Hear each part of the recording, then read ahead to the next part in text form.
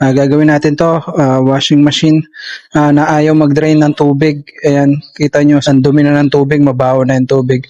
Kasi kahit i-drain mo siya, ayaw ma-drain yung tubig. 'Yun ang gagawin natin ngayon, madali lang 'to, hindi mo na kailangan ng technician para dito. Bago natin simulan, checkin muna natin kung na-under pa ba 'to. Baka mamaya hindi na 'to na-under. Sayang lang yung paggagawa natin. Ayan, na-under naman siya. Ayan, kita nyo yung tubig, ang itim na. Nangyayari to sa mga washing machine pag nagwawash kayo ng mga basahan. Ayan, tanggalin muna natin yung saksak bago natin ayusin to. Una, buksan muna natin yung likod. Yan, nabukas na to ang likod na to. Tapos yun, hanapin nyo yung pinaka-drain. Ayan, ito yun, ito.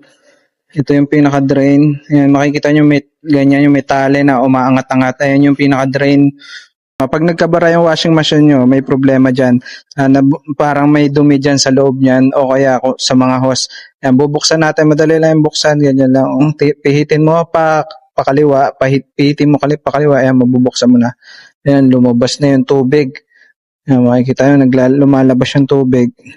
Kasi naipon yung tubig. Yan. May bumara dyan. Kung hindi sa tubo, dito na mismo sa pinaka-drain. Ayan, kakapain nyo lang kung may nakabara. Wala akong makapawala dito. Tapos ito yung rubber na nagpipigil ng tubig. Medyo sira na rin yung rubber. Saka ang dumi, ayan. Tingin ko dito sa tubo na to bumara eh. I-assemble ko muna ulit itong drain na to. Tapos lalagyan natin ng tubig para ma-check natin. Yan, na-assemble ko na. Tingin ko nandito sa tubo na to yung bara eh. Nasa tubo na yun yung bara. Tapos ito, nilalagyan ko na ng tubig para ma-check natin kung tatapon ba siya kasi mabuksan na natin yung drain, walang lumabas, di ba? Para matanggal natin yan, sundutin natin dito. Yan.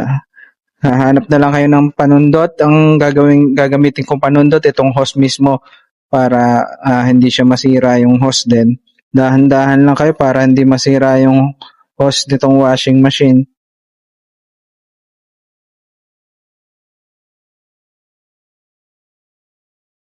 Yan, nasundot ko na. Tingnan natin kung anong mangyayari.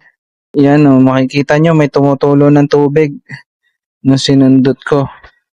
Tapos try natin i-drain kung mag-drain na siya. Yan, lumabas na yung tubig. Ayos na. Natanggal na natin yung bara. Namuulang siguro yung bara dun sa loob. Tingnan natin kung naubos yung tubig. Yan, wala nang tubig dito sa washing.